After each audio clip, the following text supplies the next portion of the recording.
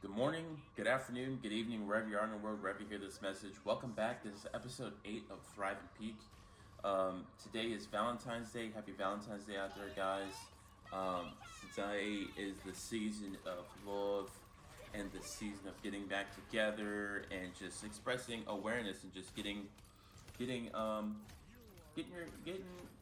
love expressed. You know what I mean? Being existent, being present with each other, and just feeling that energy of love. And I think if you are in a relationship, one of the best ways, one of the deepest and most important ways to feel seen and loved is to almost fall in love with your partner's inner child, if that makes sense. Make their inner child feel safe and feel comfortable, and so on and so forth. And this episode relates to couples, and this episode relates to individuals. Even if you're solo dolo right now and maybe being in a relationship isn't best for you, fall in love with your own inner child. And we're going to do that by reparenting ourselves. So I'm going to take this episode to speak about the significance of reparenting yourself. And that way, when you do have a relationship, if you don't already, you kind of have a unique alternate kind of perspective into it, to where you can even bring it up to your partner and bounce ideas back and forth, because your inner child is where your safest place is. And we didn't always have the safe space to be our inner children. So let's get into it. As a full-grown adult, you already have these habits, right? You have these customs, you have ways of reacting in life that you're used to. You develop these patterns, some of them healthy, some of them unhealthy, right? And a lot of them were built a long time ago. Reparenting yourself means to take back and ask, like, where did this come from? Why do I respond this way? Why do I shut down when I get angry? Why do I feel guilty? Why do I feel like I'm never enough, right? Reparenting is learning about how to become reparenting is learning how to become the person that you needed to be when you were younger, if that makes sense. Try to become that person. Try to think back to the moment to when you were like, hey, I wish someone walked me through this. I wish someone was there for me at this specific moment of significance in my life, because I definitely could have used it. And at Thrive and Peak, that's what we focus on here. I'm heavily influenced by the reparenting structure, or reparenting myself. I've been a father for myself, whether you're a father or not, or a parent in general. But I've been a father for over 20 real hard. Double KO.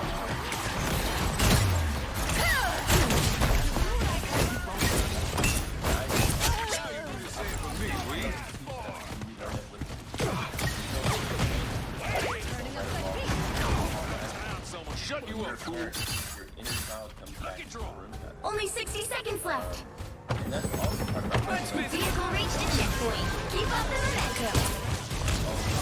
Like myself again. Us against the world. Someone scratch my back.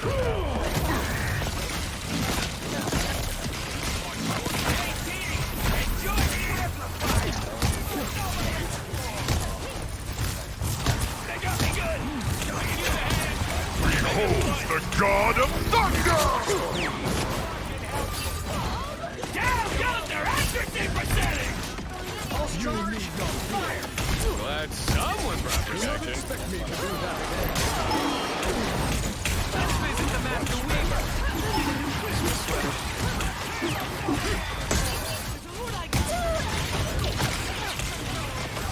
They hit real hard.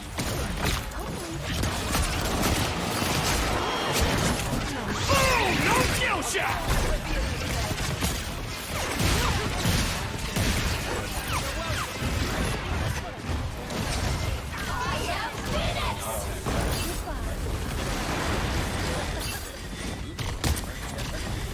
You're halfway there. Keep going. I'll patch you up. Everyone getting I will crush them all. Web of life and death. Look at this, Joe. Almost there. Don't turn back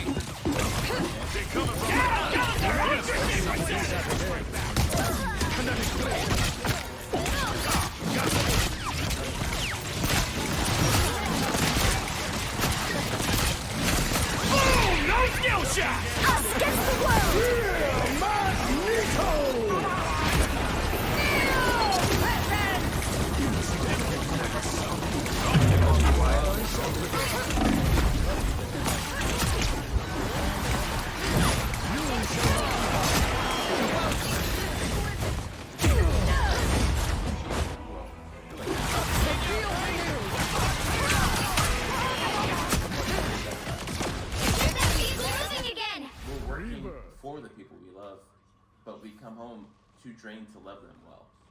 That's something I have to reflect on, because there will always be more work.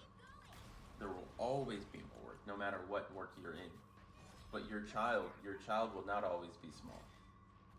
They will not always need to be raised. You are replaceable at your job, but you're not replaceable at work. So when we break these cycles and we reparent ourselves of generational traumas and just listening, when your kid isn't comfortable around being someone, like if your kid isn't comfortable around being if your kid is not comfortable being around someone, like back in the day, we used to have to, like, kids used to have to fight and plead their cases and sometimes go to babysitters that, and so on and so forth. And I get it, like, times were different, and like you had to do what you had to do to make your ends meet, and so on and so forth. You couldn't afford babysitters and things and stuff like that, but it's a different day and age. We know better now, so we do better now, and that's the beautiful part about that. We help them understand their emotions as you learn to understand your own. So many people become impatient because they forget what it's like to be a good person. That even applies in our homes, ladies and gentlemen. That applies in our relationships. That applies to our children. Reparenting yourself teaches you empathy. It teaches you awareness. It teaches you gentleness. And also it helps you feel better. Honestly, you feel lighter, really. I've broken cycles, and I feel lighter, you know? I feel like I can breathe. I've been able to give my parents a relationship with their grandkids, because my kids feel safe being themselves. They feel comfortable. They feel confident. And I wouldn't have it any other way. I wish I had that growing up. And I'm so fortunate that, and that's the thing, like, I went through what I went through so I can provide it. That's my message. But I don't regret what happened to me, because I know I can give my children that wisdom. I can give them the context, I can give them the tools, and I can give you guys the same thing. This isn't just for parents, this is for humans. Reparent yourself, alright? Become your own parent. And that isn't always easy. Sometimes it involves forgiveness. A lot of people have tragic backstories, I get that. I didn't have the perfect childhood either. No one does. But you have to learn to forgive. Forgive your parents and let it go. I heard a story once. There were two monks that were walking on a pilgrimage. They had taken a vow.